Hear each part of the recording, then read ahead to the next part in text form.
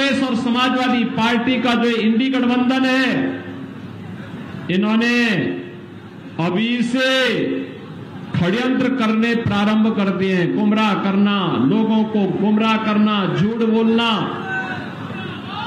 ये जो दो लड़कों की जोड़ी है,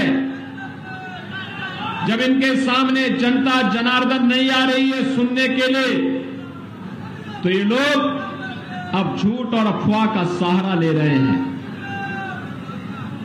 झूठ और अफवाह के अलावा इनके पास कोई दूसरा मुद्दा नहीं, क्योंकि जनता भी जानती है कि समाजवादी पार्टी और माफिया का तो चोली दामन का संबंध है।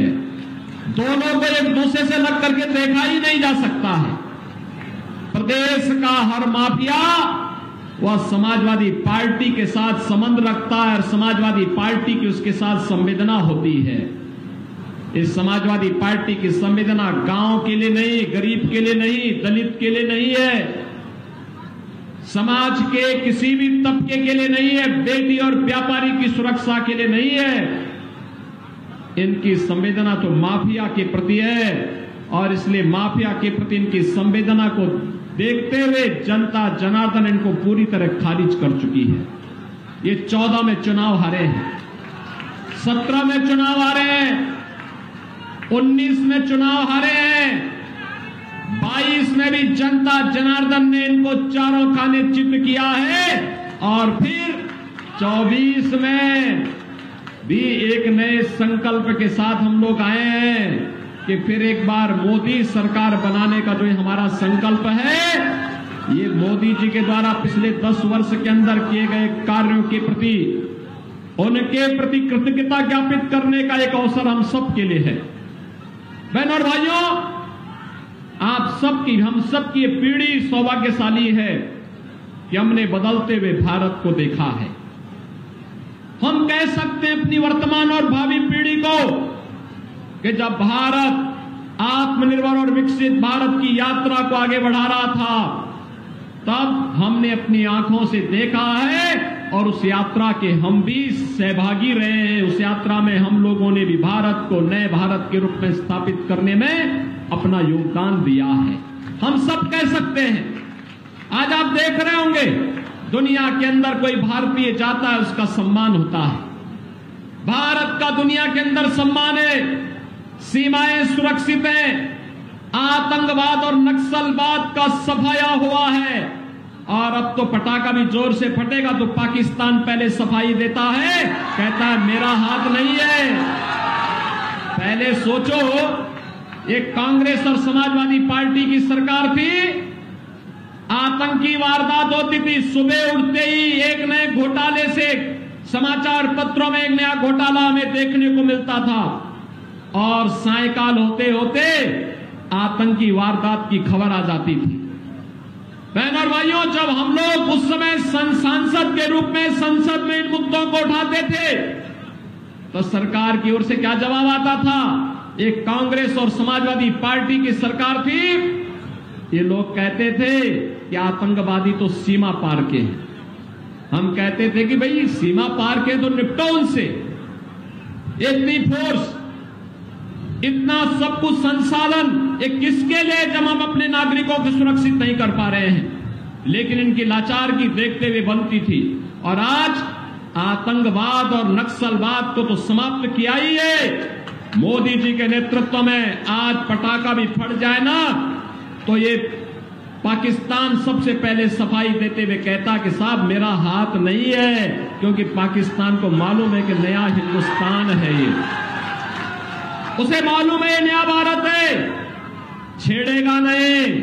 लेकिन अगर कोई छेड़ेगा तो उसको छोड़ेगा भी नहीं और इसीलिए वह अब भारत को छेड़ने में, भारत के अंदर किसी भी प्रकार की गतिविधि को आगे बढ़ाने में भयभीत होता है। उसको मालूम है जैसे उसने किया, भारत के बहादुर जवान एयर स्ट्राइक और सर्जिकल स्ट्राइक के लिए हमेशा तैयार बैठे हैं। बहनों और भाइयों, एक तरफ सुरक्षित भारत और दूसरी तरफ विकसित भारत की परिकल्पना को साकार किया जा रहा है। याद करिए, सिद्धार्थनगर, गोरखपुर से सिद्धार्थनगर होते हुए बलरामपुर, मुझे अक्सर जाना होता था और मुझे 6 से 8 घंटे लगते थे। सड़कें खराब थी, चलना फिरना मुश्किल था। लखनऊ नहीं जा सकते थे, गोरखपुर नहीं जा सकते थे, बस्ती नहीं जा सकते थे, नेपाल नहीं जा सकते थे, बल्लापुर नहीं जा सकते थे। हर ओर की सड़कें खराब थी। आज यहाँ की अच्छी सड़कें, बाढ़ बचाव के बेहतर उपाय हो रहे हैं। अब तो आपके पास अपना मेडिकल कॉलेज भी हो गया है और माधव बाबू के नाम पर, माधव प्रसाद त्रिपाठी जी के नाम पर मेडिकल कॉलेज का निर्माण हमारी सरकार ने आपके जनपद सिद्धार्थनगर के अंदर किया है। बहनों और भाइयों, बोलिए इन लोगों से, जो लोग आज जातिवाद की बात करते हैं, इन लोगों से बोलिए कि माधव प्रसाद त्रिपाठी जी के नाम पे मेडिकल कॉलेज का निर्माण ये उत्तर प्रदेश में भारतीय जनता पार्टी की योगी जी की सरकार ने कराया है और मेडिकल कॉलेज की पढ़ाई नहीं शुरू हुई है। अगले सत्र में हम नर्सिंग की पढ़ाई भी यहां शुरुआत करने जा रहे हैं। बहनों और भाइयों, आज देश प्रदेश गोरखपुर में आपने एम्स देखा होगा, फर्टिलाइजर कारखाना देखा होगा, अयोध्या का इंटरनेशनल एयरपोर्ट और मर्यादा पुरुषोत्तम भगवान श्री राम विराजमान बाद में हुए। पहले महर्षि वाल्मीकि के नाम पर इंटरनेशनल एयरपोर्ट का नामकरण किया गया। पहले महर्षि वाल्मीकि के नाम पे इंटरनेशनल एयरपोर्ट का नामकरण अयोध्या में किया गया। आज आपके पास अच्छी सड़क है, आपके पास आज बेहतरीन संसाधन है, आज आपके पास मेडिकल कॉलेज है, सामुदायिक स्वास्थ्य केंद्र है, आज आपको फ्री में दवा भी उपलब्ध हो रही है। हर घर नल की योजना और नल पे जल की योजना आज क्रियान्वित होती हुई दिखाई देती है। हर घर को हम शुद्ध पेयजल उपलब्ध करवा रहे हैं। और बहनों और भाइयों, यही नहीं, ये शुद्ध पेयजल और घर घर में शौचालय बनाने के साथ साथ स्वास्थ्य सुविधाओं को बेहतर करने का परिणाम क्या रहा? 2017 के पहले जो मासूम यहां का दम तोड़ता था इंसेफ्लाइटिस से, आज इस बीमारी का भी हमने माफिया की तरह इस बीमारी का भी खात्मा कर दिया है।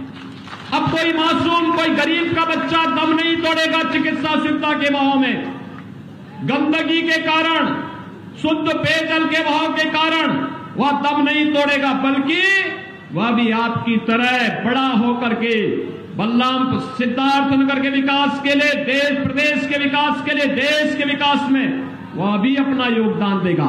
आज IIT बन रहे हैं, IIM बन रहे हैं, IIIT, NIT जैसे संस्थान बन रहे हैं, एम्स बन रहे हैं। उत्तर प्रदेश में 2 एम्स बन चुके हैं। लगातार इस प्रक्रिया को आगे बढ़ाया जा रहा है। बहनों और भाइयों, विकास भी है तो गरीब कल्याण भी है।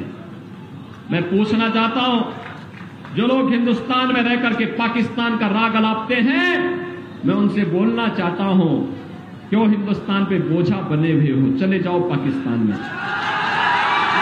पाकिस्तान के हालात आप देख रहे होंगे, क्या हाल है पाकिस्तान के। भारत 4 वर्ष से फ्री में 80 करोड़ लोगों को राशन की सुविधा दे रहा है और पाकिस्तान में 23 करोड़ की कुल आबादी, और वह भी भूखों मर रही है। गली के जीवों की तरह, जैसे एक रोटी का टुकड़ा कोई गली में फेंक दे और गली में कुछ जीव आपस में लड़ते हैं गली के अंदर उस रोटी के टुकड़े के लिए, ऐसे पाकिस्तान के अंदर 1 किलो गेहूं के लिए, 1 किलो आटा के लिए छीना झपटी हो रही है, आगजनी हो रही है, तोड़फोड़ हो रही है। व्यापक वातावरण वहां का खराब हो रखा है। आज ये स्थिति आपके पाकिस्तान की है।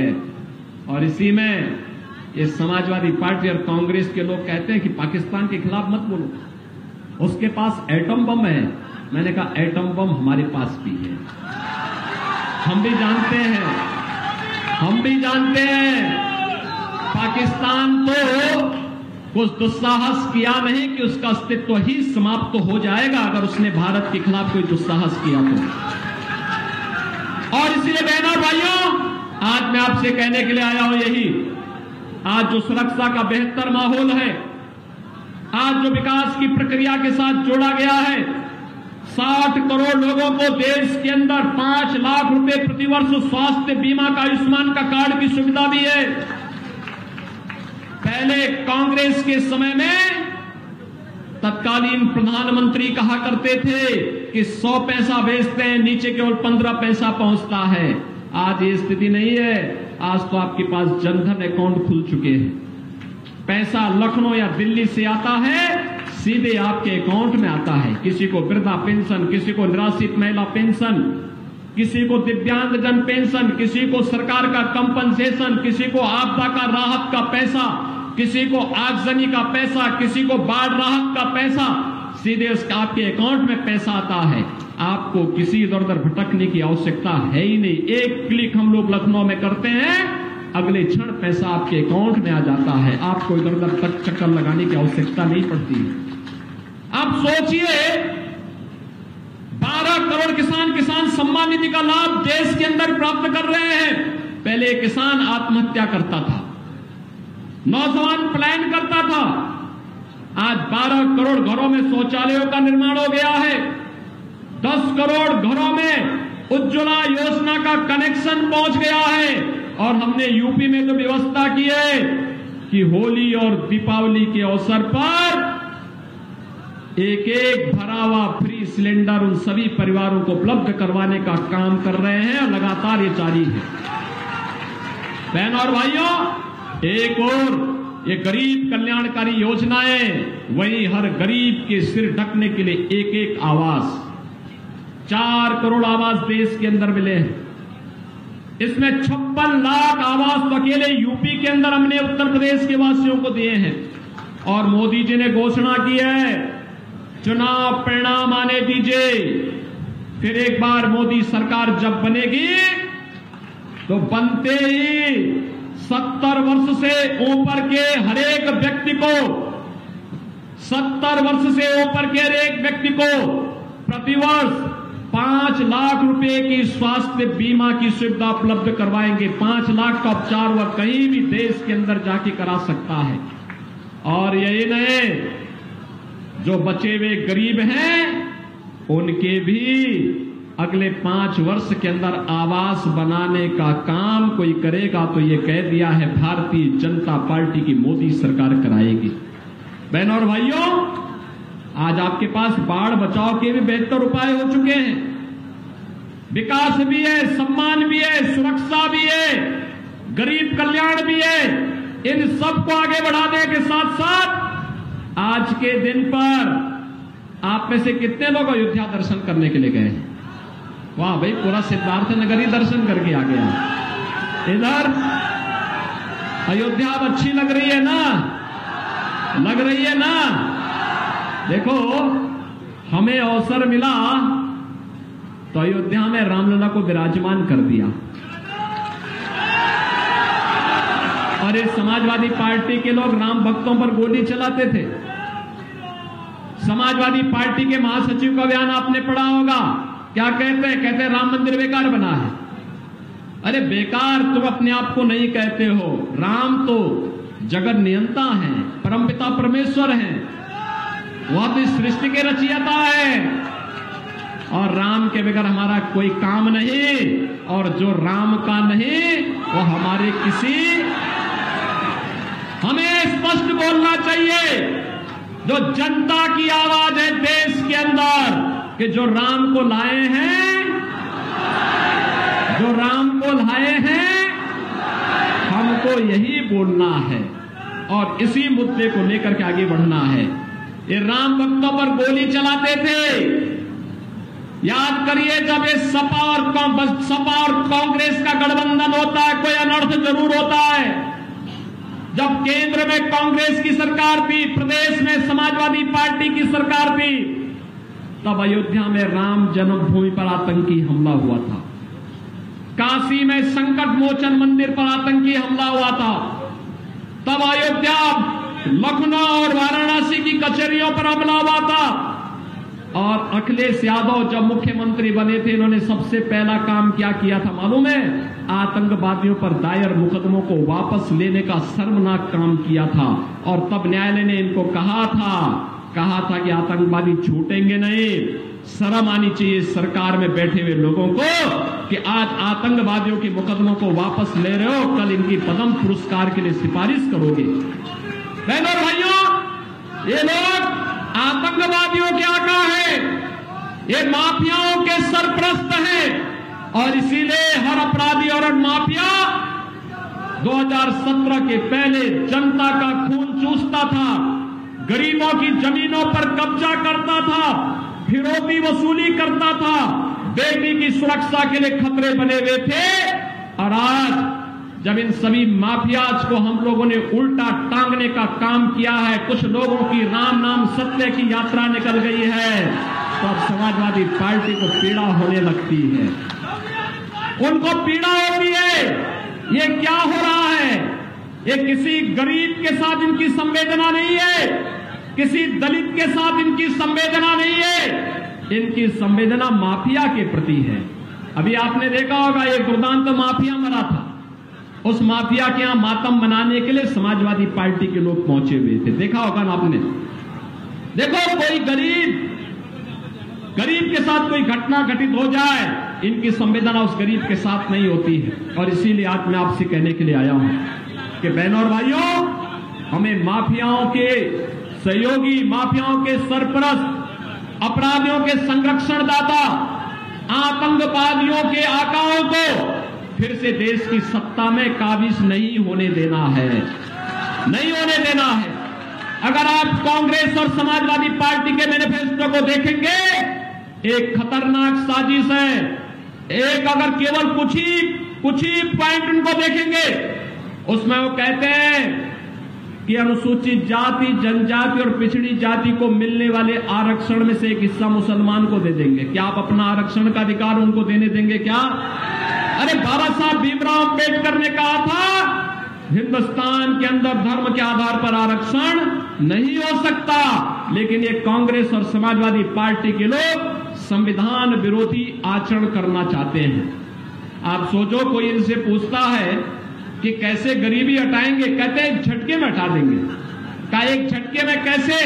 कहते हैं संपत्ति का सर्वे कराएंगे, यानी आपके बाप दादों की जो संपत्ति होगी ना, उसका ये लोग सर्वे करवाएंगे, फिर उस पे आधी संपत्ति ये लोग हड़प लेंगे। जमीन होगा, मकान होगा, कोई खलिहान की जमीन होगी आपकी, कोई जेवर होंगे, बैंक में पैसा होगा, आपके बाप दादों ने जो कमा के रखा हुआ है उसमें से आधा ये लोग ले लेंगे और फिर उसको ये लोग उन लोगों को देंगे जो पाकिस्तान, बांग्लादेश और अफगानिस्तान से मुसलमान या घुसपैठिए के रूप में आए, रोहिंग्या के रूप में आए, उनको ये देने का काम करेंगे। क्या आप इसको स्वीकार करेंगे? क्या इसको स्वीकार करेंगे? क्या उसको ये कहते हैं वरासत टैक्स। ये वरासत टैक्स क्या हिंदुस्तान में लगने देंगे क्या? बहनों और भाइयों, ये वरासत टैक्स औरंगजेब का जजिया कर है। मुसलमानों में एक क्रूर बादशाह हुए थे, उसका नाम था औरंगजेब। औरंगजेब, कोई सभ्य मुसलमान भी अपने पुत्र का नाम औरंगजेब नहीं रखता। ये जजिया करता, वो हिंदुओं पे लगता था कि या तो मुसलमान बनो या जजिया कर दो। और बहनों और भाइयों, जो नहीं देता था उसको सिर कलम कर दिया जाता था।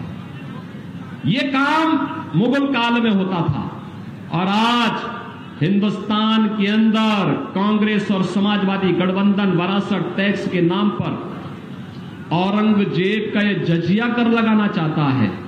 और जजिया कर इसलिए लगाना चाहता है जिससे भारत के अंदर आपको दबाया जा सके, आपकी भावनाओं को दबाया जा सके। किस रूप में लोग साजिश करते हैं? मैंने कहा ना, कोई मुसलमान भी अपने पुत्र का नाम औरंगजेब नहीं रखता, क्योंकि औरंगजेब ने अपने भाई की हत्या की थी और अपने बाप को भी जेल में बंद करके पानी के लिए तरसाया था, एक बूंद पानी के लिए तरसाया था। शाहजहांपुर में आप खुदा वक्त लाइब्रेरी पटना में जाकर के देखिए, उस लाइब्रेरी में शाहजहां की जीवनी के बारे में आप पढ़ेंगे, आप भी कहेंगे कि कमबख्त ऐसा पुत्र तो न हो तो अच्छा है। शाहजहां कहता है इस बारे में, उसने कहा था इस बारे में, उसने कहा था कि इससे अच्छे तो ये हिंदू हैं, जीते जी अपने बुजुर्गों का सम्मान करते हैं और मरने के बाद श्राद्ध और पितरों का तर्पण करके भी उनको जल देने का काम करते हैं। एक कमबख्त औरंगजेब है, इसने मुझे एक एक बूंद पानी के लिए तरसाया है। बहनों और भाइयों, आज इस क्रूर औरंगजेब की आत्मा इस समाजवादी पार्टी और कांग्रेस के अंदर घुस चुकी है। इसीलिए विरासत टैक्स की बात कर रहा है। क्या आप ये विरासत टैक्स देंगे? क्या हिंदुस्तान देगा? क्या इसको स्वीकार करेगा? क्या? और इसीलिए हम लोग आए हैं। मोदी जी ने कहा है आत्मनिर्भर और विकसित भारत। विकसित आत्मनिर्भर भारत का मतलब हर नौजवान के हाथ को काम, हर किसान की खुशहाली, हर बहन और बेटी की सुरक्षा की पुख्ता व्यवस्था, इस सब के लिए लगातार कार्य करना है। और इसीलिए हम लोग आए हैं। भारतीय जनता पार्टी आज कमल चुनाव चिन्ह के साथ आपके पास आई है। बहनों और भाइयों, जिन माफियाओं को गोरखपुर की जनता ने लात मार करके बाहर किया है, संत कबीर नगर की जनता ने जिन्हें वहां से ठुकरा के भेजा है, सिद्धार्थ नगर, यह तो महात्मा बुद्ध की धरती है, शांति और सौहार्द की धरती है। यहां पे माफिया को फिर से मत पनपने दीजिए। ये माफिया पनपेंगे तो गरीबों की संपत्ति पर कब्जा करेंगे।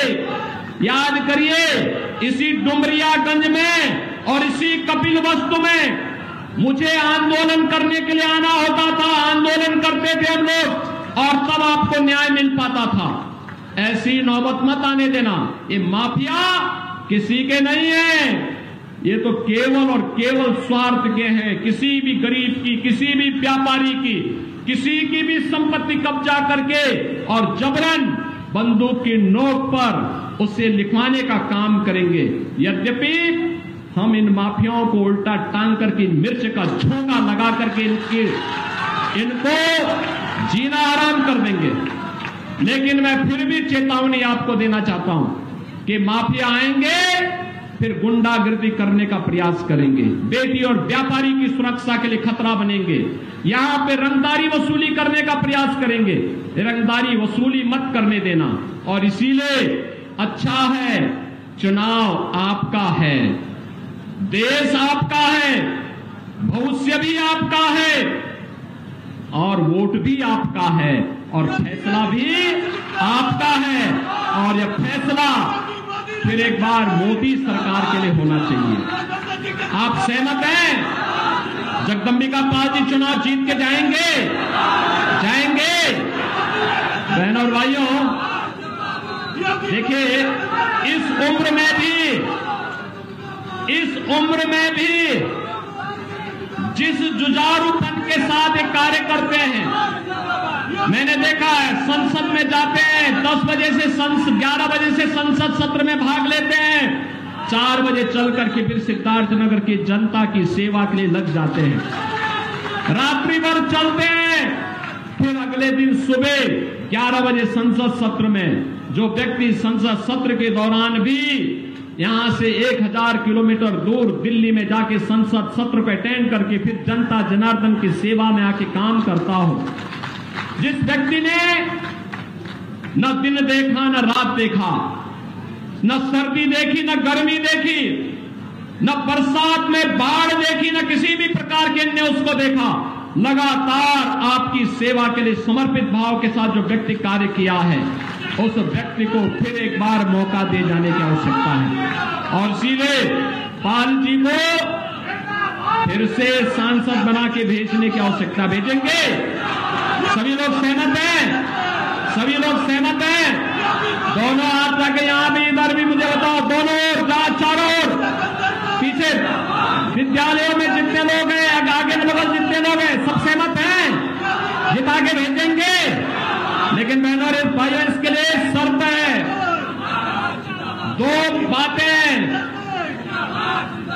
आपको जिन लोगों ने हाथ उठाया है, आपके लिए 3 दिन का समय है प्रचार करने के लिए।